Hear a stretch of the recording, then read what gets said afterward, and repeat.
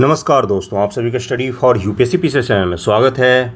आज तारीख है 24 नवंबर 2023 ईस्वी और आज का न्यूज़पेपर और आर्टिकल डिस्कशन का वीडियो होगा ये। और सुबह सुबह की शुरुआत थोड़ा सा अच्छे तरीके से करते हैं। बहुत सारे बच्चे निराश होकर बैठे हुए हैं जब से रिजल्ट आया है। कब तक बैठोगे निराश होकर? करना तो यही है आपको, तो सही से कीजिए। थोड़ा सा इस कविता शुरू करते हैं। बार बार मैं ये कविता पोस्ट करता रहता हूँ अपने टेलीग्राम चैनल पर, क्योंकि ये बहुत खूबसूरत कविता है। और दिनकर जी की अगर आपने वो नहीं पढ़ा है रश्मि रथी, तो ख़रीद लीजिएगा। पतली सी बुक है कविता की, बेहतरीन बुक है। उससे अच्छी कविता की बुक मुझे तो नहीं मिली है, कम से कम इतनी अच्छी बुक है। पढ़िएगा उसको। कविता कहानी पढ़ने से ये होता है ना कि आप जीवित मनुष्य रहते हैं।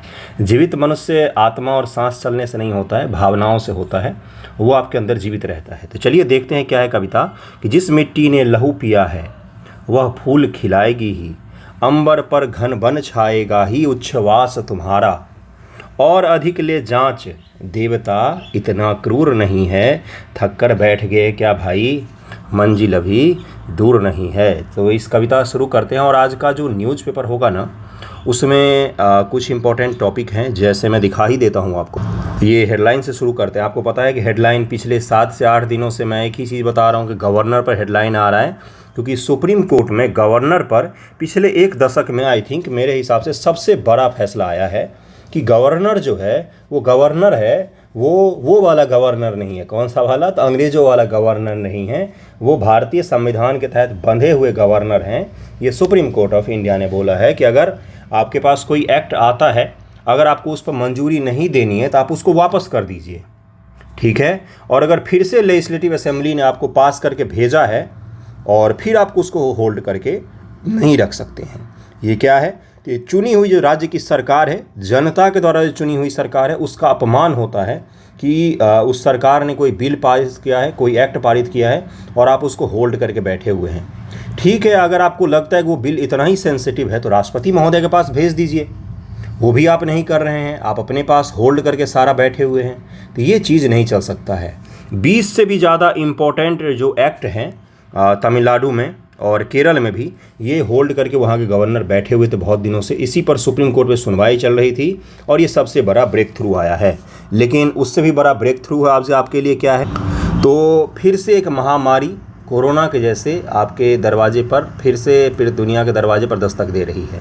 मुझे नहीं पता वो महामारी है या नहीं, लेकिन मुझे ये चीज़ याद है कि 2019 का, अभी मैं दिखाऊंगा आपको न्यूज़, 2019 का नवंबर का महीना चल रहा था और इसी प्रकार से कोरोना की भी सुगबुगाहट चल रही थी। कहाँ पर? तो चीन में।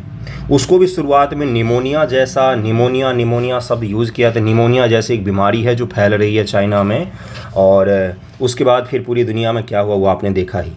मुझे नहीं पता कि ये महामारी है या नहीं है, लेकिन मैं ये बता रहा हूँ कि बहुत ही बड़े स्तर पर ये कहाँ पर फिर से फैल रहा है, तो चीन में फैल रहा है। क्लस्टर में मिल रहे हैं। क्लस्टर मतलब गुच्छा, एक ही जगह पर 100 150 मरीज़ मिल रहे हैं फिर से निमोनिया जैसे सिम्टम्स के साथ में। कहाँ पर? तो चीन में। ज़्यादा निराश नहीं होना है, अभी नहीं फैला है, जो होगा देखा जाएगा। देखिए, WHO ने बोला है कि हमें इसके बारे में और जानकारी दी जाए कि क्या है ये। नॉर्दर्न चाइना का जो भाग है, जो चीन है, उसका जो नॉर्दर्न का भाग है, उत्तर का भाग है, वहीं पर क्लस्टर के फॉर्मेट में, क्लस्टर में बहुत सारे निमोनिया के मरीज़, निमोनिया जैसे सिम्टम वाले जो बीमारी फैल रही है उसके मरीज़ मिल रहे हैं। और इसके कारण से WHO ने रिक्वेस्ट किया है किसको? तो चाइनीज़ गवर्नमेंट को, कि हमें बताया जाए कि क्या है क्या नहीं है। और अभी इसके बारे में कोई भी विशेष जानकारी नहीं आई है, लेकिन इतना ज़रूर आ गया है कि ये जो है ये फिर से बहुत तेज़ी से फैल रहा है और बहुत एक सप्ताह से ज़्यादा से फैल रहा है। लेकिन वहाँ चाइना, आपको पता है कि किस तरह का स्टेट है, वहाँ पर फ्री मीडिया और इन सब चीज़ों का तो है ही नहीं। तो एक वीक के बाद ये खबर जो है वो बाहर आ रही है। और अभी वहाँ पर क्या सिचुएशन है और किस प्रकार से फैल रहा है, क्या इसके सिम्टम्स हैं, क्या इसका वायरस है, उसका जीनोम सीक्वेंसिंग क्या है, इन सब चीज़ों के बारे में जानकारी अभी भी पब्लिक नहीं की गई है। आने वाले समय में आपको इसमें जो भी अपडेट मिलेगा उसके बारे में बता दिया जाएगा। लेकिन आज का जो अपना आर्टिकल है वो किससे संबंधित है? तो वो है आपका 75% रिजर्वेशन दिया गया था हरियाणा गवर्नमेंट के द्वारा। कहाँ पर? तो प्राइवेट सेक्टर में। किसके लिए दिया गया था भाई? तो हरियाणा के निवासियों के लिए अब देखिए यहाँ पर क्या है, आरक्षण का आरक्षण का जो यहाँ पर क्राइटेरिया है वो क्या रखा गया है, तो अधिवास, यानी कि जो लोग हरियाणा में रह रहे थे, जो लोग हरियाणा के रहने वाले हैं, उनके लिए 75% रिजर्वेशन लाया गया था प्राइवेट सेक्टर में भी। कहाँ पर, तो हरियाणा गवर्नमेंट के द्वारा। सुप्रीम कोर्ट ऑफ इंडिया ने उसको बर्खास्त कर दिया कि ये आप गलत कर रहे हैं, इस तरह का कोई प्रावधान नहीं है कि आप रहने के नाम पर वहाँ पर 75% सीटें रिजर्व कर दें, और प्राइवेट सेक्टर में वो भी। और ये भी बोला गया था कि हरियाणा गवर्नमेंट के द्वारा, अभी मैं एक्ट पढ़ाऊँगा आपको, कि 30,000 से कम वाले जॉब में, 30,000 से कम जिनकी तनख्वाह होती है, इस तरह के जॉब में 75% रिजर्वेशन हम करने जा रहे हैं प्राइवेट सेक्टर में। इसी को सुप्रीम कोर्ट ऑफ इंडिया ने खारिज कर दिया कि ऐसा नहीं हो सकता है। अगर ये लागू हो गया तो जो बिहार के और यूपी के सिक्योरिटी गार्ड के, वेल्डिंग के मजदूरों के काम करते हैं इन सब जगहों पर, सबसे ज़्यादा गुड़गांव में रहते हैं सिक्योरिटी गार्ड, बहुत सारे हैं अपने बिहार के वहाँ पर, तो वो सारे लोग बेरोजगार हो जाते बेचारे। तो सुप्रीम कोर्ट ऑफ इंडिया ने इसको खारिज कर दिया है। देखते हैं कि ये क्या है, और अधिवास के आधार पर क्या भारत में रिजर्वेशन दिया जा सकता है, इस चीज़ को भी ज़रा हम लोग परीक्षण कर लेंगे। ओके, द हिंदू में कल आर्टिकल आया था इससे संबंधित।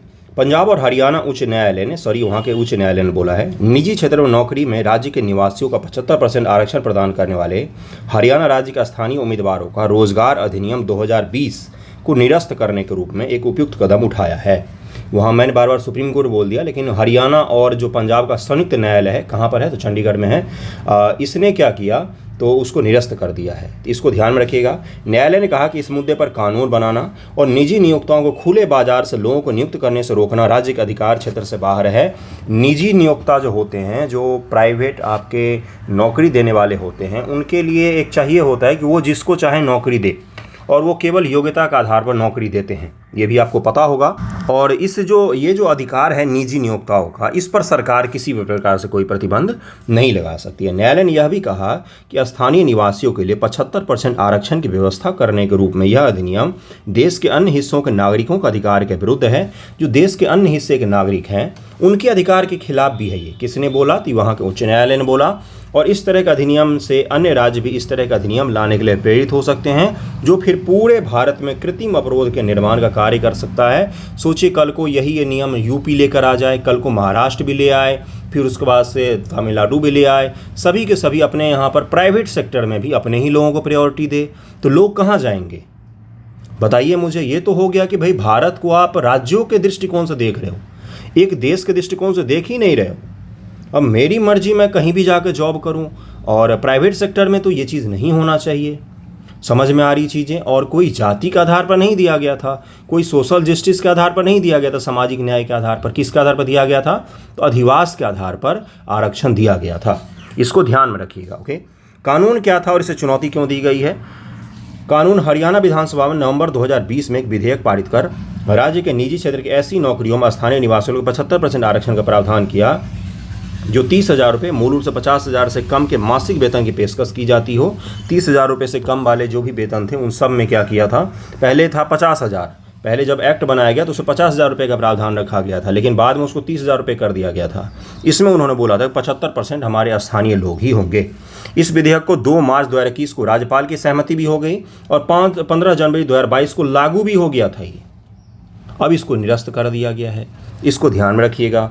अधिनियम के दायरे में सभी कंपनियां, सोसाइटी, ट्रस्ट, सीमित देयता, भागीदारी फर्म, जो भी चीज़ प्राइवेट में काम करते हैं हरियाणा के क्षेत्र में, वो सब के सब इस एक्ट के तहत आ रहे थे।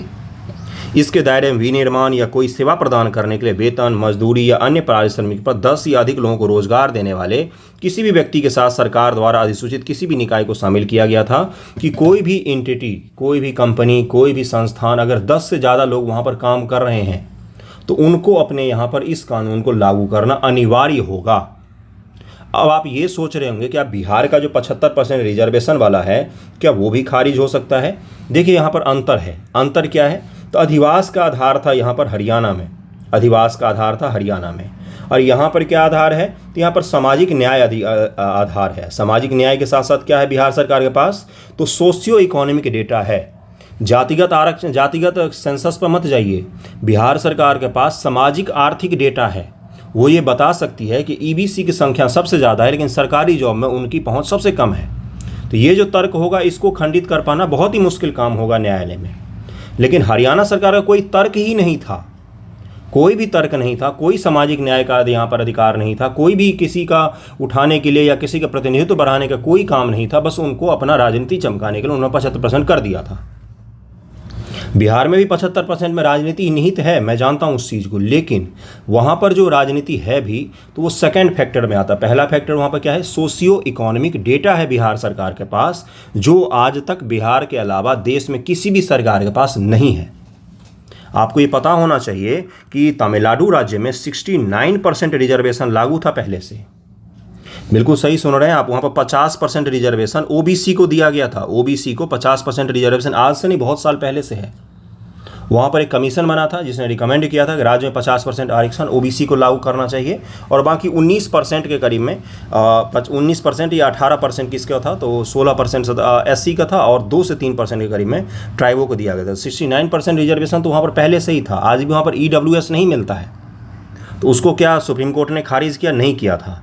तो आपको ये समझना पड़ेगा कि बिहार गवर्नमेंट का जो आरक्षण का प्रावधान है वो बिल्कुल अलग है इससे, और बिहार गवर्नमेंट का आरक्षण का प्रावधान 75% का नहीं है। इसमें भी आप गलती करते हैं। बिहार गवर्नमेंट का 65% ही है सोशियो इकोनॉमिक डेटा के आधार पर, बाकी 10% तो ईडब्ल्यूएस आरक्षण है जो केंद्र सरकार का प्रावधान है, जो पूरे देश में लागू किया गया है। जिन जिन राज्यों को लागू करना था उन्होंने अपने यहाँ पर किया हुआ है। इस अंतर को ध्यान में रखिएगा, ठीक ना। आगे बढ़ते हैं, देखते हैं आगे क्या है। चुनौती क्या था, तो फरीदाबाद इंडस्ट्रियल एसोसिएशन और हरियाणा में आधारित अन्य कुछ एसोसिएशन इस अधिनियम के विरुद्ध न्यायालय के पास पहुंचे, जहां उन्होंने तर्क दिया कि हरियाणा सरकार मिट्टी के पुत्र सन ऑफ द सॉइल की नीति शुरू कर निजी क्षेत्र में आरक्षण लागू करना चाहती है, जो नियोक्ताओं के संवैधानिक अधिकार का उल्लंघन है। जो नियोक्ता है उसका ये संवैधानिक अधिकार है। प्राइवेट प्लेयर्स की मैं बात कर रहा हूँ। देखिए एक चीज़ को ध्यान रखिएगा, मैं कुछ कॉन्सेप्ट आपको पॉलिटी का समझाता हूँ। सामाजिक न्याय की जब हम लोग बात करते हैं, सोशल जस्टिस की बात करते हैं, सोशल जस्टिस बहुत बड़ी चीज़ है। पॉलिटिक्स में सबसे बड़ी चीज़ होती है सोशल जस्टिस। इसका क्या तात्पर्य होता है? इसका तात्पर्य होता है जो समाज में दबे कुचले पिछड़े वर्ग जो भी हैं, चाहे वो महिलाओं की अच्छी स्थिति ना हो, चाहे वो बालकों का अच्छा स्थिति ना हो, बच्चों का, चाहे वो दलितों का अच्छा स्थिति ना हो, या किसी का भी, या इकोनॉमिक रूप से पिछड़े हुए जनरल वर्ग सामान्य की भी स्थिति अच्छी ना हो, तो उनको हम तर्कपूर्वक विभेद करके, तर्कपूर्वक डिस्क्रिमिनेशन करके, कुछ तर्कों का आधार पर डिस्क्रिमिनेट करेंगे और उनको हम कुछ विशेष सुविधाएं देंगे। सोशल जस्टिस का आधार यही होता है, ठीक है। पहली बात तो ये क्लियर रखिए। तो देखिए, सरकार का काम होता है सोशल जस्टिस को परस्यू करना, प्राइवेट सेक्टर का काम नहीं होता है। सरकार जो है वो ठीक है, कम पढ़े लिखे लोगों को भी, कम पढ़े लिखे से मेरा मतलब ये नहीं है कि जो आरक्षित होते हैं वो अयोग्य होते हैं। मेरा कहने का मतलब ये है कि कम नंबर में पास करने वाले लोगों को भी नौकरी क्यों देती है? क्योंकि उसको नौकरी नहीं, उसको सोशल जस्टिस को परस्यू करना होता है। इसका क्या तात्पर्य होता है कि ठीक है, हम पहले इस वर्ग को थोड़ा सा ऊपर तो उठा लें, धीरे धीरे कार्य अपना पढ़ते लिखते समझ जाएगा चीज़ों को, और इससे आज न कल क्या होगा तो वो समाज ऊपर उठ के आ जाएगा। लेकिन प्राइवेट सेक्टर को ये चीज़ नहीं चाहिए होता। प्राइवेट सेक्टर को क्या चाहिए होता है? एक ओपन मार्केट चाहिए होता है, और उसको स्वतंत्रता चाहिए होती है। किस चीज़ के लेकर? तो नियुक्ति को लेकर स्वतंत्रता चाहिए होती है। मेरी मर्जी, मैं अगर पैसा दे रहा हूँ किसी को 20,000, तो मैं किसी को भी नियुक्त कर सकता हूँ। ये चीज़ समझिएगा। यहाँ पर क्या सोशल जस्टिस जैसा कुछ है? नहीं है कुछ भी ऐसा। तो ये दोनों में अंतर होता है। सरकार का जो काम है वो आप प्राइवेट सेक्टर्स पर नहीं थोप सकते हैं। आगे बढ़ते हैं, थोड़ा सा मैं डिटेल में जाऊंगा क्योंकि समझाना ज़्यादा ज़रूरी होता है। उन्होंने यह भी तर्क दिया कि निजी क्षेत्र में स्थानीय उम्मीदवार को नियुक्त करने के लिए नियोक्ताओं को विवश करने वाला सरकार का अधिनियम भारत के संविधान द्वारा निर्मित संघीय ढांचे का उल्लंघन है। जिस संघ में है निर्वाह आवाजाही का अधिकार, कि कहीं पर भी जाकर रह सकते हैं, बस सकते हैं, कहीं पर भी जाकर कोई रोजगार कर सकते हैं, इसका उल्लंघन है। कौन सा? तो यही जो नियोक्ता ने बोला कि ये जो 75% लेकर आए हैं, ये इसका उल्लंघन करता है, जिसके तहत सरकार सार्वजनिक हित के विपरीत कार्य नहीं कर सकती, किसी एक वर्ग को लाभ नहीं पहुंचा सकती, टारगेट करके किसी एक वर्ग को लाभ नहीं पहुंचा सकती। सरकार की प्रतिक्रिया क्या है? हरियाणा सरकार ने तर्क दिया कि उसके पास संविधान के अनुच्छेद 16(4) के तहत ऐसे आरक्षण का प्रावधान करने की शक्ति है जहां लोक नियोजन के विषय में अवसर की समता का अधिकार के तहत कहा गया है कि इस अनुच्छेद में कोई बात राज्य को पिछड़े हुए नागरिकों के किसी वर्ग के पक्ष में, जिनका प्रतिनिधित्व राज्य के राय में राज्य के अधीन सेवाओं पर्याप्त नहीं है, नियुक्ताओं पदों का आरक्षण को बंद करने निवार्य अधिकार। मतलब क्या है? तो इसमें ये कहा गया है कि ये तो संविधान के भी जो प्रावधान है उसके आधार पर भी सही नहीं है। क्यों? क्योंकि इसमें बोला गया है कि राज्य की सेवाओं में अगर किसी का प्रतिनिधित्व नहीं है तो हम उसको नियुक्ति करेंगे, हम उसको आगे लाएंगे। लेकिन यहाँ पर तो राज्य की सेवाएं जैसी कोई चीज़ नहीं। और हरियाणा सरकार ने क्या तर्क दिया था कि भाई हमें ये संविधान से अधिकार मिला हुआ है कि राज्य की सेवाओं में हम लोगों को नियुक्त कर सकते हैं जिनका प्रतिनिधित्व नहीं है। तो कोर्ट ने यही बोला है कि ये राज्य के तहत सेवाएं नहीं होती हैं और प्रतिनिधित्व के लिए आप सरकार में तो आरक्षण देते ही हो 50%, 60% के करीब में, तो आप प्राइवेट सेक्टर में ये चीज़ों को शामिल नहीं कर सकते हैं। क्या हरियाणा ऐसा कानून पारित करने वाला एकमात्र राज्य है? तो अब देखिए यहाँ पर क्या क्या चीज़ें हैं। हरियाणा पहला राज्य नहीं है जिसने बेरोजगारी संकट को दूर करने के लिए स्थानीय निवासी संबंधी दृष्टिकोण अपनाया है। आपको एक डेटा बताता हूं, अगर अब उत्तर भारत में या पूरे भारत में अगर बेरोजगारी का डेटा देखेंगे तो सबसे ज़्यादा बेरोजगारी किस राज्य में है? तो हरियाणा राज्य में सबसे ज़्यादा बेरोजगार लोग रहते हैं। बिल्कुल सही सुन रहे हैं आप, हरियाणा राज्य में सबसे अधिक बेरोजगारी है। सबसे अधिक जब मैं कह रहा हूं तो सर्वाधिक है अपने पूरे देश में, ठीक है। उसको दूर करने के लिए हरियाणा गवर्नमेंट ने शॉर्टकट का रास्ता अपनाया था। महाराष्ट्र 80% तक आरक्षण, कर्नाटक 75%, आंध्र प्रदेश 75%, मध्य प्रदेश 70% जैसे राज्यों में स्थानीय निवासियों के लिए ऐसे ही कानून लागू हैं। इनमें से अधिकांश को न्यायालय में चुनौती दी गई है। इनमें से अधिकांश कानूनों को न्यायालय में चुनौती दी गई और न्यायालय में अटके पड़े हुए हैं सारे के सारे कानून। क्या सरकारें अधिवास के आधार पर भेदभाव कर सकती हैं? एक और संविधान की धारा 16(2) में कहा गया, संविधान की धारा नहीं आर्टिकल, राज्य के अधीन किसी नियोजन या पद के संबंध में केवल धर्म, मूलवंश, जाति, ध्यान से सुनिएगा, धर्म, मूलवंश, जाति, लिंग, उद्भव, जन्म स्थान, निवास या इनमें से किसी के आधार पर न तो कोई नागरिक अपात्र होगा या तो न तो कोई क्या होगा, न तो कोई इसके लिए अबाध्य होगा, मतलब कि उसको नियुक्त नहीं किया जाए। इस तरह का कोई क्राइटेरिया नहीं होगा इन चीज़ों के आधार पर।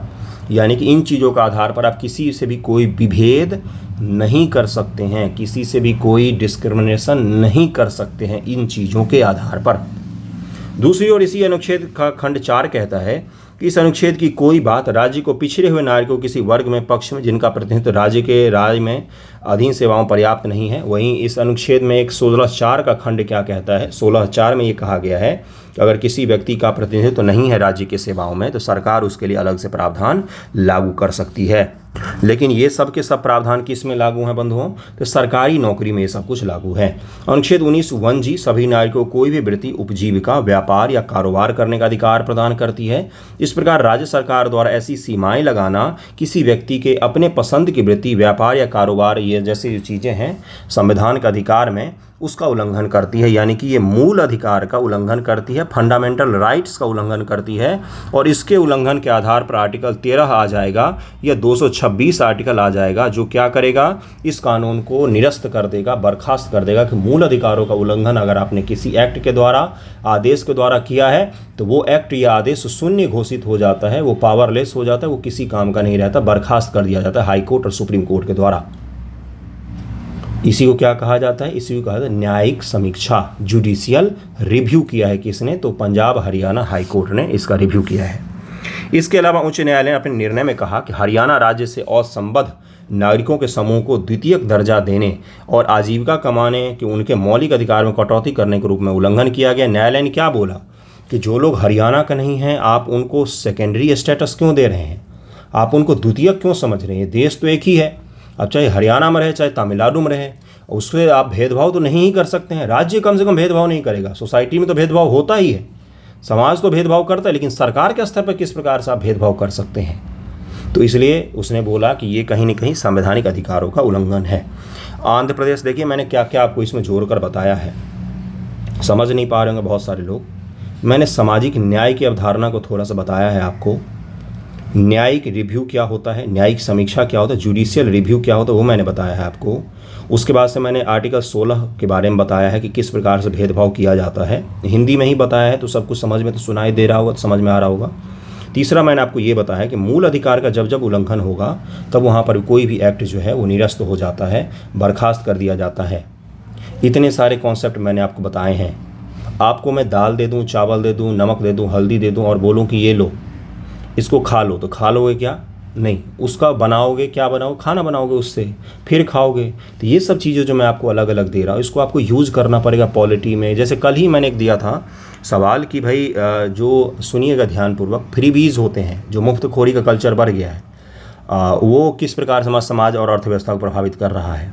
एक भी बच्चे ने उसमें सामाजिक न्याय जैसे शब्दों का यूज नहीं किया है, जबकि सामाजिक न्याय का सबसे बड़ा उदाहरण है वो। क्यों नहीं आपने यूज़ किया है? एक भी बच्चे ने, नॉट अ सिंगल बच्चे ने उसमें बिहार के सोशियो इकोनॉमिक डेटा का यूज़ करके ये बताया है कि जहाँ पर इतनी बड़ी जनता गरीब हो वहाँ पर सरकार को मुफ्त में चीज़ें देनी पड़ती है। किसी ने भी यूज़ नहीं किया है अभी तक, जितने कॉपी मैंने देखे किसी ने भी यूज़ नहीं किया। क्यों नहीं यूज़ किया है पता नहीं, ध्यान ही नहीं जाता है उस तरफ, जोड़ ही नहीं पाते हैं। खैर देखिए, धीरे धीरे आप जोड़ लेंगे। परसों मैंने जो सवाल दिया था, क्या सवाल दिया था परसों मैंने? इकोनॉमी को लेकर दिया था, ग्रामीण और जो आपकी गरीबी है। और यूट्यूब कम्युनिटी में भी सवाल पोस्ट करता हूँ, ग्रामीण गरीबी शहरों की तरफ में शिफ्ट हो रही है। मात्र एक बच्चे ने, मात्र एक स्टूडेंट ने उसमें बिहार में सोशियो इकोनॉमिक डेटा को यूज़ किया और ये बताया कि बिहार के ग्रामीण क्षेत्रों में किस हद तक गरीबी है, और ये गरीबी कहीं ना कहीं दिल्ली, बम्बई और अहमदाबाद की गरीबी जाके बन जाती है। एक बच्चे ने बताया। आपके समक्ष सब कुछ होता है, आप उसको यूज कैसे करते हैं ना, ये आपकी क्रिएटिविटी होती है, समझ होती है। कल ही मैंने फ्रीवीज का सवाल दिया, किसी ने भी अभी तक नहीं यूज किया है, जबकि मैंने उसको इसीलिए लॉन्ग फॉर्मेट दिया था कि जितना लिखना है लिखो, कोई और अंत नहीं, जितना लिखना है लिखे, 10 पेज लिखे, मैं उसको भी चेक कर दूंगा। लेकिन उसमें किसी ने भी ये चीज़ अभी तक नहीं यूज़ किया हुआ है कि बिहार में जब इतनी सारी गरीबी है, एक राज्य का डेटा है हमारे पास, जब इतनी गरीबी एक राज्य में है तो उसको हम किस प्रकार से मुफ्त में नहीं दे चीज़ें, किसी ने भी यूज़ नहीं किया है। तो इसको ध्यानपूर्वक पढ़िएगा, केवल पढ़िएगा मत, इसको थोड़ा सा समझिएगा, कंक्लूड कीजिएगा, चीज़ों को जोड़िए, धीरे धीरे आप सीख जाएंगे। आंध्र प्रदेश उच्च न्यायालय भी ने माना था कि अधिवास के आधार पर संवैधानिक नैतिकता, कॉन्स्टिट्यूशनल मोरालिटी की अवधारणा का खुले तौर से आरक्षण प्रदान कर आंध्र का विधेयक 2019 से पारित असंवैधानिक हो सकता है। आंध्र प्रदेश न्यायालय ने भी उसको बोला था कि असंवैधानिक हो सकता है। हालांकि अभी मेरिट या योग्यता के आधार पर इस पर सुनवाई किया जाना शेष है, सुनवाई नहीं किया गया, लेकिन आंध्र प्रदेश ने भी अपने यहाँ पर आरक्षण दिया था, उसको लेकर भी वहाँ पर चर्चा चल रही है। अधिवास के आधार पर आरक्षण प्रदान करने राज्य के कानून के पक्ष में क्या क्या तर्क है? तो यह ऐसा अधिनियम यह सुनिश्चित करने का एक तरीका है कि राज्य के स्थानीय लोगों को सार्वजनिक और निजी क्षेत्र में पर्याप्त प्रतिनिधित्व व अवसर प्राप्त हो। इससे राज्य में स्थानीय उम्मीदवारों के लिए रोजगार के अवसरों को बढ़ावा मिल सकता है और उनकी आजीविका सुरक्षित हो सकती है। हरियाणा राज्य में देश में बेरोजगारी की चौथी सबसे उच्च दर पाई जाती है। आवधिक श्रम बल 2021-22 के अनुसार 9% था। यह राष्ट्रीय औसत 4.1% और इससे पड़ोसी राज्य उत्तर प्रदेश, हिमाचल, राजस्थान और पंजाब से काफ़ी ज़्यादा अधिक है। इसलिए सरकार अगर वहाँ पर कोई चीज़ दे रही है तो वो कोई इतना भी गलत नहीं कर रही थी। पक्ष और विपक्ष दोनों में आपको पॉइंट समझना पड़ेगा। इसे समाज के वंचित वर्गों के लिए सकारात्मक कार्रवाई के रूप में देखा जा सकता है। क्यों? क्योंकि 30,000 से कम के जॉब है, यानी कि इसमें छोटे छोटे लोग काम करेंगे। 30,000 से कम वाले जॉब में बहुत सारे तो यूपीएससी के मेंस दिए हुए बच्चे जिनका सिलेक्शन नहीं होता, वो भी 30,000 का जॉब नहीं मिल पाता है उनको। सही सुन रहे हैं आप, यूपीएससी मेंस। तो अगर आप बीपीएससी का मेंस और इंटरव्यू दे के बैठे हैं, आपको लगता है वो झट से नौकरी मिल जाएगी कहीं भी, तो ये गलतफहमी है आपकी। चलिए आगे बढ़ते हैं। राज्य सरकार स्थानीय निवासियों को आरक्षण प्रदान कर उन्हें सशक्त बना सकता है। इसे स्थानीय लोगों की सांस्कृतिक और भाषाई पहचान के संरक्षण के रूप में भी उचित ठहराया जा सकता है। इससे क्या कर रही है सरकार? तो स्थानीय लोगों की भाषा और उनका जो संस्कृति है उसका भी संरक्षण कर रही है। तो इसको ध्यान में रखिएगा। कुछ पक्ष और विपक्ष में पॉइंट बता दिए मैंने। अगले टॉपिक पर चल। अगला जो टॉपिक है ये बिल्कुल नया कॉन्सेप्ट है। बिल्कुल नया क्या कॉन्सेप्ट है? तो hyper personalised banking. Hyper personalised banking ये क्या होता है और ये किस चिड़िया का नाम है? ठीक है, एक चीज़ और बताता हूँ। 2023 ईस्वी चल रहा है, 2023 ईस्वी क्या ख़त्म ही हो जाएगा कुछ दिनों में, 2024 आ जाएगा अगले साल। आने वाले 10 वर्षों में क्या क्या परिवर्तन आपको दिख सकता है? तो एक परिवर्तन तो आपको दिखेगा कि भाई बैंकों की जो शाखाएं हैं वो कम होनी शुरू हो जाएंगी। आने वाले दशक की मैं बात कर रहा हूँ। क्यों? क्योंकि बैंक अब शाखा में जाकर काम नहीं हो सकता है। पोस्ट ऑफिस की शाखाएं भी कम होनी शुरू हो जाएंगी, वैसे भी कम हो गया, क्योंकि धीरे धीरे इररिलेवेंट हो जाती हैं ये सब चीज़ें। और क्या हो जाएगा? उबर ओला के ड्राइवर जो है वो ख़त्म हो जाएगा। बैंकिंग का जॉब जो है वो धीरे धीरे कम हो जाएगा। क्यों? क्योंकि तकनीक का ज़्यादा प्रयोग होगा। तकनीक के प्रयोग से क्या होता है? तो इंसान का थोड़ा सा वहाँ से कटौती होगा, कहीं और पर इंसानों को जॉब मिलेगा। और क्या हो सकता है? तो आने वाले समय में आपको बहुत सारा और परिवर्तन दिखेगा कि भाई ये जो ऑफलाइन क्लासेज होते हैं इनकी जगह पर वर्चुअल रियलिटी वाले क्लासेज शुरू हो जाएंगे और ये सब परिवर्तन होगा। आज आपको लग रहा होगा कि ये सब क्या है, लेकिन ज़रा इमेजिन कीजिए 2010 ईस्वी में अगर आप थे, छोटे होंगे, मैं भी छोटा ही था, ऐसा भी कोई ज़्यादा अंतर नहीं है हम लोगों के बीच में। लेकिन मैं क्या कह रहा हूँ कि उस समय इमेजिन कीजिए कि उस समय आप ये सोच सकते थे कि 10 साल बाद मैं सब कुछ ऑनलाइन पढ़ सकता हूँ या पढ़ सकती हूँ, घर बैठे बैठे। हर कोई किसी से कॉल पर नहीं, वीडियो कॉल पर ही बात कर रहा होगा। तो इसी प्रकार से चीज़ें बदल रही हैं। अब एक नया कॉन्सेप्ट आया हाइपर पर्सनलाइज्ड बैंकिंग का। ये क्या होता है? तो देखिए ये कौन है महोदय, तो कोई है एम राजेश्वर राव है, कोई है, देख रहे दाढ़ी वारी बना रखी है इन्होंने बोला है कि बैंक में need to shift hyper personalise banking. Bank sector को मैं इसके बारे में बस बताऊंगा आपको, बाकी आप समझ जाएंगे क्या है। इन्होंने बोला है कि बैंकों की ज़रूरत है कि हाइपर पर्सनलाइज की तरफ में शिफ्ट करें। और बैंकिंग का सरताज भारत में कौन, तो एसबीआई, ये सबसे बड़ा बैंक है पब्लिक सेक्टर का। इसने एक कार्ड लाने की योजना भी बना ली है, एसबीआई कार्ड, जो आपका पर्सनलाइज बैंकिंग का उदाहरण होगा। ये क्या होता है भाई, बार बार मैं ये शब्द यूज़ कर रहा हूँ। पर्सनलाइज बैंकिंग का मतलब होता है कि एक किसान है, उसकी नीड अलग होगी, उसकी ज़रूरत अलग होगी। मैं हूँ, मेरी नीड अलग होगी, ज़रूरत अलग होगी। आप स्टूडेंट हैं या आप जॉब करते हैं, आपकी नीड अलग होगी, आपकी ज़रूरत अलग होगी। आपके ज़रूरत के आधार पर, आपके डेटा के आधार पर, आपके खरीदारी के अनुभव के आधार पर, जैसे आपने देखा होगा, एक उदाहरण मैं बताता हूँ फिर मैं जाऊँगा। उदाहरण क्या है, उदाहरण है आपका, जैसे आपने देखा होगा, आपको उसी चीज़ का ऐड दिखाया जाता है यूट्यूब पर या अलग अलग जगहों पर, जिनको आप या तो सर्च करते हैं या जो चीज़ें आप बोलते हैं। आपका फ़ोन आपको सुन रहा होता है, बिल्कुल सही सुन रहे हैं आप, आपका फ़ोन 24 घंटे आपको सुन रहा है। आप किसी चीज़ की घर में चर्चा कीजिए, वो चीज़ आपको यूट्यूब पर झट से सजेस्ट करके दिखा देगा। तो ये क्या है, तो आपके डेटा को इकट्ठा करके पर्सनलाइज किया गया है आपके इर्द गिर्द हर चीज़ों को। अगर आपने जूता सर्च किया फ्लिपकार्ट पर, तो इंस्टाग्राम खोलेंगे तो वहाँ पर उसका ऐड आपको दिखाई देता है। कैसे दिखाई देता है, क्योंकि वो सारा डेटा जो है ऑनलाइन कंपनी आपस में साझा करके, कुकीज़ साझा करती, उसके आधार पर ऐड दिखाती हैं। इसी प्रकार से बैंकिंग सेक्टर जो है, उसका हर ग्राहक जो है, उसकी ज़रूरत अलग अलग है। अब उसकी ज़रूरत के आधार पर उसको सहूलियत देना, लोन देना, इंटरेस्ट रेट देना, वो कब खरीदारी करता है उस समय उसको सस्ते दाम पर लोन मुहैया करवाना, हर व्यक्ति के लिए अलग अलग चीज़ों को मुहैया करवाना, इसको हाइपर पर्सनलाइज कहा जाता है। नितांत पर व्यक्ति के आधार पर, एक एक पर्सन की ज़रूरत के आधार पर उसको बैंकिंग सुविधाएँ मुहैया करवाना हाइपर पर्सनलाइज बैंकिंग सुविधा कहलाती है।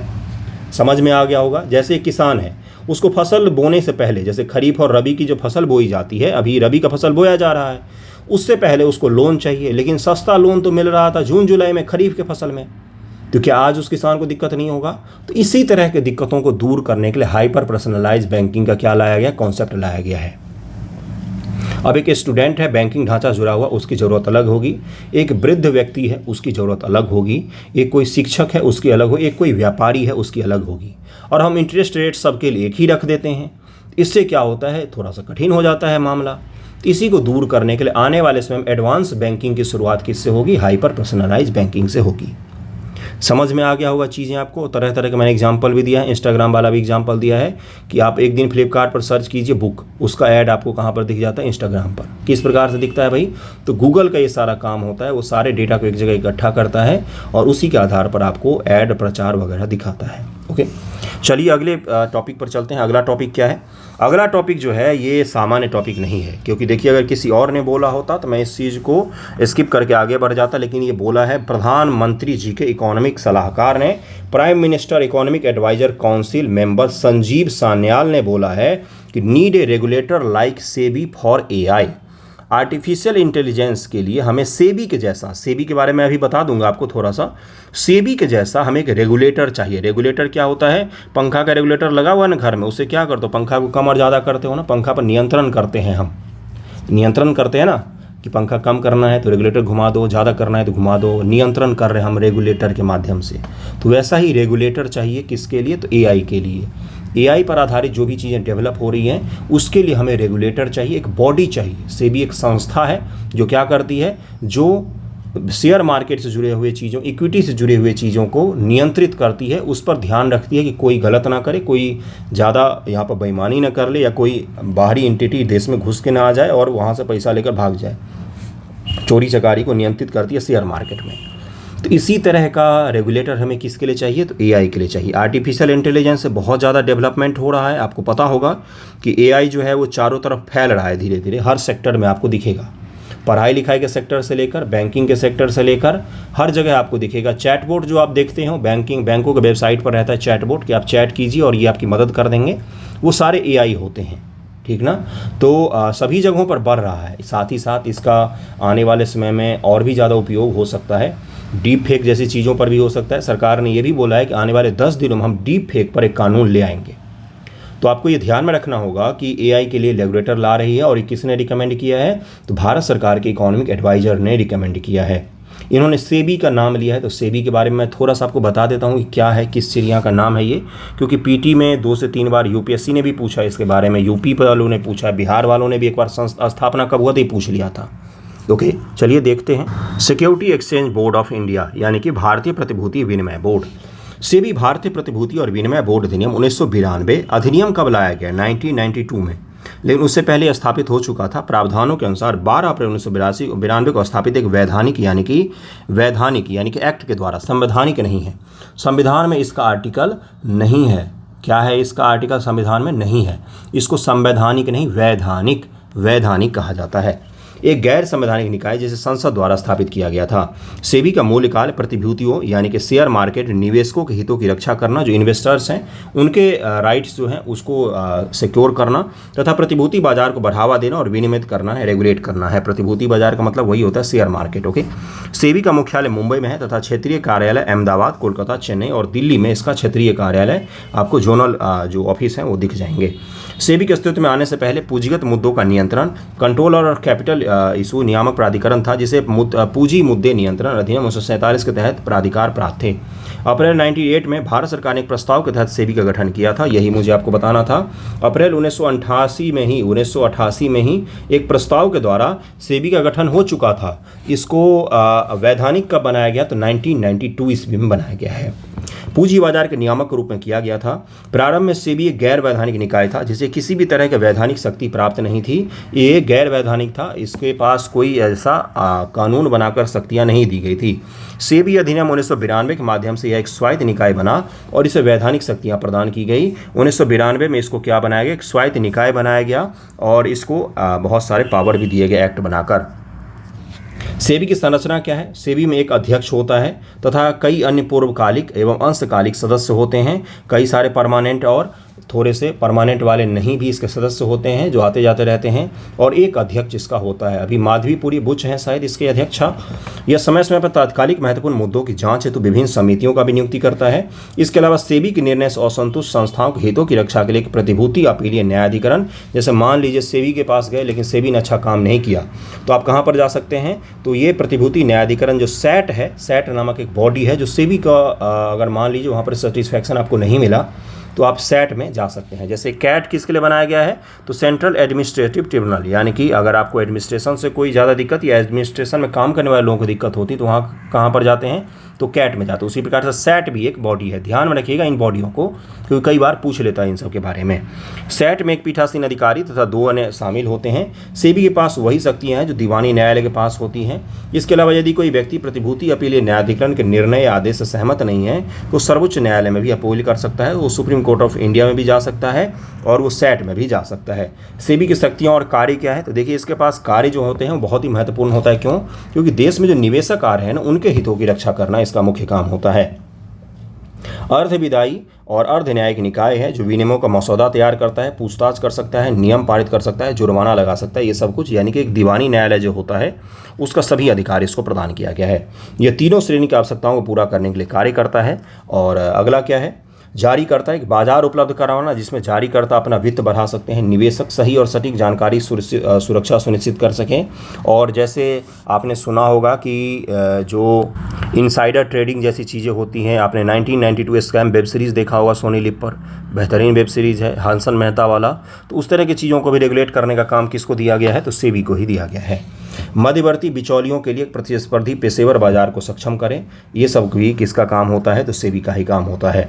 प्रतिभूति कानून संशोधन अधिनियम 2014 द्वारा सेबी अब 100 करोड़ रुपए या उससे अधिक की राशि किसी भी मनी पूलिंग योजना को रेगुलेट करने और गैर अनुपालन के मामले में संपत्ति को संलग्न करने में भी सक्षम है। अगर आपने सही से काम नहीं किया तो आपको आपकी जो प्रॉपर्टी है उसको भी अटैच करने की शक्ति किसको दी गई? तो सेबी को दी गई है। यानी कि अर्ध न्यायिक निकाय है ये, एक तरह से ये न्याय का भी काम कर सकती है एक तरह से। मैं यही शब्द ये बताना चाह रहा हूँ आपको कि ये अपनी तरफ से जुर्माना भी लगा सकती है और क्या कर सकती है? तो ये सब कार्रवाई भी कर सकती है ये। ओके, सेबी के अध्यक्ष के पास तलाशी, जांच और जब्ती संबंधी ऑपरेशन का आदेश देने का भी अधिकार होता है। सेबी बोर्ड किसी भी प्रकार के प्रतिभूति लेन देन के संबंध में व्यक्ति या संस्थाओं से टेलीफोन कॉल, डेटा रिकॉर्ड जैसी जानकारी भी मांग सकता है। सेबी उद्यम पूंजी कोषों, म्यूचुअल फंड सहित सामूहिक निवेश योजनाओं के कामकाज के पंजीकरण और विनिमय का भी काम करता है। म्यूचुअल फंड जो योजनाएं वगैरह सुना होगा आपने, ऐड तो देखा ही होगा, उन सब में भी कौन काम करता है? सेबी काम करता है। यह स्वन्यायिक संगठनों को बढ़ावा देने, उन्हें विनियमित करने, प्रतिभूति बाजार से संबंधित धोखाधड़ी, अनुचित व्यापार प्रथाओं को प्रतिबंधित करने के लिए भी कार्य करता है। तो ये सब कुछ काम करता है बाजार से जुड़ा हुआ। बाजार का तात्पर्य यहाँ पर शेयर मार्केट है। शेयर मार्केट से जुड़ा हुआ हर चीज़ का अधिकार किसको दिया गया है? तो सेबी को दिया गया है। इसी प्रकार से एआई से जुड़े हुए हर चीज़ का अधिकार किसको देने की बात हो रही है? तो एक रेगुलेटरी बॉडी को जो एआई को रेगुलेट करे। जैसे सेबी के पास बहुत सारे अधिकार हैं, उसी प्रकार से एआई के रेगुलेशन के लिए भी एक बॉडी बनाने की ज़रूरत है जिसके पास बहुत सारे अधिकार हो। लेकिन सेबी क्या बाजार को कमज़ोर कर रहा है? नहीं, सेबी बाजार की सुरक्षा करता है जिससे उसमें सभी लोग सुरक्षित तरीके से व्यापार कर सकें। निवेशक आएँ, ट्रेडिंग करें, शेयर मार्केट में खरीदें बेचें, ये सब सुरक्षित तरीके से इसीलिए हो पाता है क्योंकि सेबी जैसी संस्थाएं मौजूद हैं। तो एआई के लिए भी हमें इसी प्रकार का एक चाहिए रेगुलेटर जो क्या करे, तो जो एआई से संबंधित जो हर चीज़ है उसको रेगुलेट करे। देखिए कुछ बुरा ना हो किसी के साथ, बाकी एआई जो है वो देश में फले फूले। ठीक है, समझ में आ गया होगा। अगले टॉपिक पर चलते हैं। अगला जो टॉपिक है ये आपके पीटी फैक्ट के लिए होगा। क्या है? तो anti Islam populist Geert Wilders win Dutch poll, यानी कि जो आपका नीदरलैंड है वहाँ पर चुनाव हुआ और एंटी इस्लामिक पॉपुलिस्ट, इनका नाम इनको ज़रूर ध्यान रखिए क्योंकि कुछ ऐसे लोगों के बारे में पीटी में पूछ लिया जाता है। और ये क्यों चर्चा में है? जब से जीते हैं, क्योंकि ये आपको लगता होगा कि भारत जैसे देशों में ही धर्म के आधार पर लोग लड़ते हैं और धार्मिक नेता जो होते हैं वो धार्मिक रूप से कट्टर होते हैं, लेकिन ऐसा कुछ नहीं है। पश्चिमी देशों में कट्टरता हमसे ज़्यादा है वहाँ पर। कई बार तो वहाँ पर पवित्र कुरान को भी जलाने की घटनाएं सामने आती है। अपने देश में ये सब चीज़ें तो नहीं होता है ना, कम से कम। तो मैं आपको क्या समझा रहा हूँ कि ये जो बने हैं ये एंटी इस्लाम खुद को बताते हैं। सोचिए कोई ऐसा नेता आपके यहाँ पर आ जाए जो खुद को बोले कि हम मुस्लिम विरोधी हैं या हिंदू विरोधी हैं और वो जीत भी जाए पूरे देश का इलेक्शन। सोचिए क्या दशा और दिशा होगी अपने देश की। ये सो कॉल्ड ये जो डेवलप्ड नेशन है नीदरलैंड, इसके ये बने हैं। और इन्होंने नुपुर शर्मा जो बीजेपी के प्रवक्ता थी, उन्होंने बहुत ही विवादित बयान दिया था। उनके बयान का क्या किया था? समर्थन किया था इन्होंने। तो ये वहाँ पर बने हैं और जीत गए इलेक्शन और वहाँ पर बन गए हैं। तो बस यही मुझे बताना था कि इनका नाम ज़रूर ध्यान रखिएगा क्योंकि ये इम्पोर्टेंट है। पीटी में कई बार इस तरह की चीज़ों के बारे में पूछ लिया जाता है और वैसे भी आपको पता भी होना चाहिए था। और ये वहाँ के प्रधानमंत्री बन जाएंगे। अगला जो न्यूज़ है वो क्या है? तो फातिमा बीबी फर्स्ट वुमेन जज इन सुप्रीम कोर्ट, कल इनका डेथ हो गया। और 1950 में पहली स्टूडेंट थी जिन्होंने क्या किया था? तो complete a degree in law with a full marks in all subject and 8 year later she emerges a first in competitive exam conducted by the public service commission and join the judicial service as a munsif. तो इन्होंने judicial service को join किया था। फातिमा बीबी जी को ध्यान में ज़रूर रखिएगा क्योंकि इंपॉर्टेंट है आपके लिए। पहली महिला जज थी सुप्रीम कोर्ट ऑफ इंडिया की। कल इनका निधन हो गया है, 96 साल की उम्र में इनका निधन हो गया। तो बस मुझे इसके बारे में बताना था। अगला जो न्यूज़ है उस पर चलता भी, न्यूज़ ख़त्म नहीं हुआ है, आज का वीडियो लंबा होगा क्योंकि 2 और इम्पोर्टेंट न्यूज़ हैं आपके लिए। कौन कौन से हैं? तो वो है वॉइस ऑफ ग्लोबल साउथ का दूसरा शिखर सम्मेलन आयोजित किया गया था। Voice of global south, Bharat ने हाल ही में वर्चुअल तरीके से आयोजित अपना दूसरा वॉइस ऑफ ग्लोबल साउथ शिखर सम्मेलन संपन्न किया है। यह शिखर सम्मेलन जनवरी 2023 में उद्घाटन शिखर सम्मेलन के बाद संपन्न हुआ, जो राष्ट्रों के बीच एकजुटता को बढ़ावा देना। ग्लोबल साउथ, ये किस दुनिया का नाम है अभी मैं बताऊंगा, के नेतृत्व को सशक्त करने की भारत की प्रतिबद्धता को भी दर्शाता है कि भारत जो है वो ग्लोबल साउथ के रूप में काम करता है। पहले मैं ग्लोबल साउथ क्या होता है उसको बता देता हूँ। इस मैप को देखिए, यही है ग्लोबल साउथ। आपको दिख रहा होगा कि यहाँ से जितने भी ये देश आपको दिख रहे हैं, इसमें ऑस्ट्रेलिया को हटा दीजिएगा, न्यूजीलैंड को हटा दीजिएगा, ये सब के सब किस में आते हैं? तो ग्लोबल साउथ में आते हैं। और ये क्या है? तो लेस डेवलप्ड कंट्री हैं, लेस डेवलप्ड कंट्री हैं। लेकिन इसमें चीन जो है वो खुद को इसी का सदस्य मानता है, वो इनका नेता बनना चाहता है। लेकिन इन सारे देशों में जितने अभी आपको मैं दिखा रहा हूँ, इनमें आपको दिखेगा कि भारत एकमात्र ऐसा देश है जो दुनिया की 5वीं सबसे बड़ी इकॉनमी है। बाकी चीन जो दुनिया की दूसरी सबसे बड़ी इकॉनमी है वो भी ऊपर है, जापान भी ऊपर है, जर्मनी भी और यूएस भी, सारे के सारे ऊपर हैं। यानी कि 5वीं बड़ी इकॉनमी ग्लोबल साउथ का सदस्य है, इसीलिए भारत इसको लीड करना चाहता है। ये जितने देश दिख रहे हैं इनमें कोई भी हमारे आस पड़ोस में भी नहीं भटकता है और हम इनकी आवाज़ों को उठाते भी हैं। जैसे G20 सम्मेलन में जब हमने अफ्रीकन यूनियन को G20 सदस्य बनाया तो किसको मजबूत कर रहे थे? दरअसल में हम ग्लोबल साउथ को मजबूत कर रहे थे, ग्लोबल साउथ को मजबूत कर रहे थे। तो बीपीएससी समय से आगे जाकर 68वीं बीपीएससी में ही पूछ चुका है कि G20 ग्लोबल साउथ को किस प्रकार से प्रभावित करता है। पहले ही पूछ चुका है वो बीपीएससी, अगर आप पिछले साल का देखेंगे तो वहाँ पर पूछा जा चुका है। ग्लोबल साउथ के बारे में बता देता हूँ और ये सम्मेलन क्या था उसके बारे में थोड़ा सा बता के मैं आगे बढ़ जाऊँगा, क्योंकि ज़्यादा आपको नहीं जानना है। देखिए क्या था ग्लोबल साउथ, जिसे अमूमन पूर्वतः भौगोलिक अवधारणा के रूप में गलत समझा जाता है, भू राजनीतिक, ऐतिहासिक और विकासात्मक कारकों पर आधारित विविध देशों का संदर्भित करता है।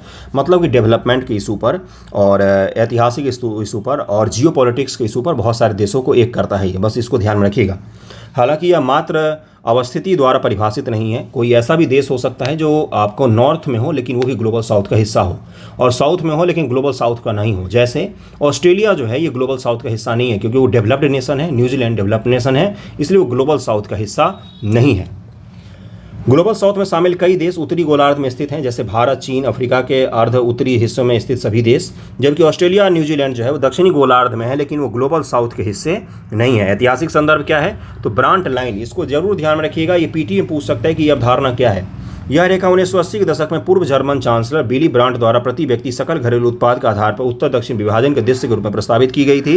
यह दिखाया गया था प्रति व्यक्ति जो आय होती है वो नीचे के देशों में कम थी, ऊपर के देशों में अधिक थी। वो लाइन उन्होंने खींचा था, उसी को ब्रांट लाइन के रूप में भी जाना जाता है। यह रेखा वैश्विक आर्थिक विभाजन का प्रतीक है, जो ऑस्ट्रेलिया और न्यूजीलैंड को छोड़कर अफ्रीका, मध्य पूर्व, भारत और चीन कुछ हिस्सों को कवर करते हुए महाद्वीपों की टेढ़ी मेढ़ी होती जा रही है। G77 वर्ष 1964 में 77 देशों का समूह जब अस्तित्व में आया, तब इन देशों में जिनेवा में व्यापार और विकास पर संयुक्त राष्ट्र सम्मेलन का आयोजित किया गया। अंकटाड के पहले सत्र के दौरान एक संयुक्त घोषणा पर हस्ताक्षर भी किया गया। G77 उस समय विकासशील देशों का सबसे बड़ा अंतर सरकारी संगठन बन गया। G77 जैसी चीज़ें जो हैं ये ग्लोबल साउथ की अवधारणा को बढ़ावा देती हैं, क्योंकि 77 विकासशील देश इसके सदस्य हैं और वो क्या करते हैं, इसमें अपने मुद्दों को साझा करते हैं और मुद्दों पर काम करने की कोशिश करते हैं। अब ग्लोबल साउथ का पुनरुत्थान क्यों हुआ, तो कोविड-19 के कारण आर्थिक असंतुलन, महामारी ने मौजूदा आर्थिक असमानता को बढ़ा दिया। सीमित स्वास्थ्य देखभाल, बुनियादी ढांचे, बाधित आपूर्ति श्रृंखला, लॉकडाउन के प्रति संवेदनशील क्षेत्रों पर भारी निर्भरता के कारण इसने ग्लोबल साउथ देशों पर प्रतिकूल प्रभाव डाला। देखिए दरअसल हुआ क्या, महामारी के दौरान जो देश थे विकसित, उन्होंने अपना अपना बाउंड्री जो है बंद कर दिया। किस चीज़ों को लेकर बंद कर दिया, तो पॉलिटिकल रूप से नहीं बंद किया, बल्कि आर्थिक रूप से उन्होंने बोला कि वैक्सीन बनाएंगे तो सबसे पहले हम यूज़ करेंगे, हमें नहीं मतलब दुनिया के देशों से। तो इसलिए ग्लोबल साउथ की जो अवधारणा थी कि भाई हम विकासशील देशों के, जिसके ऊपर महामारी का प्रभाव ज़्यादा पड़ता है, क्योंकि हमारे यहाँ इंफ्रास्ट्रक्चर कमज़ोर है, हॉस्पिटल कम है, हमारी आबादी बहुत ही घनी आबादी है, तो इसलिए हमें क्या करना पड़ेगा, मिलकर काम करना पड़ेगा।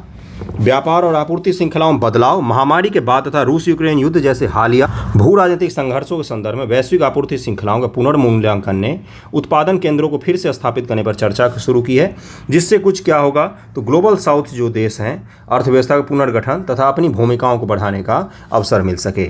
उसके अलावा भू राजनीतिक वास्तविकताएं भी हैं। ग्लोबल साउथ की सामूहिक आवाज़ ने G20 जैसे अंतर्राष्ट्रीय मंचों पर लोकप्रियता भी हासिल की है, और चूंकि भारत ने अध्यक्षता की थी, इसलिए भारत ने G20 जैसे जो मंच हैं उस पर ग्लोबल साउथ को पर्याप्त जगह भी दिया था। पर्यावरण और जलवायु प्रभाव को लेकर भी हम एक हो रहे हैं कि जलवायु परिवर्तन का दोषी कौन है, किसने जलवायु को प्रदूषित किया है पूरा, तो विकसित देशों ने किया था। उसका भुक्तभोगी कौन होता है, तो वो विकासशील देश होते हैं। कैसे, अगर बारिश ज़्यादा होगी तो गरीब का घर पहले डूबता है, ना कि अमीर का घर डूबता है। अगर गर्मी ज़्यादा पड़ेगी तो अमीर आदमी फिर से AC लगाकर बैठ जाएगा और तेज़ करके, लेकिन गरीब आदमी झुलसेगा। ये मैं क्या बता रहा हूँ कि जलवायु परिवर्तन का भी कौन होता है सबसे ज़्यादा बड़ा विक्टिम, तो वो भी गरीब लोग ही होते हैं। तो इसी प्रकार से विकसित देश नहीं होते हैं, विकासशील देशों के ऊपर ज़्यादा प्रभाव पड़ता है इन चीज़ों का। तो ये ग्लोबल साउथ के बारे में ज़रूर ध्यान रखिएगा। और आज का न्यूज़पेपर डिस्कशन यहीं तक था, किस प्रकार से चीज़ों को मैंने समझाया है उसको ज़रूर ध्यान में रखिएगा, चीज़ों को जोड़ते चलिएगा। Okay, thank you so much आप सभी का वीडियो देखने के लिए।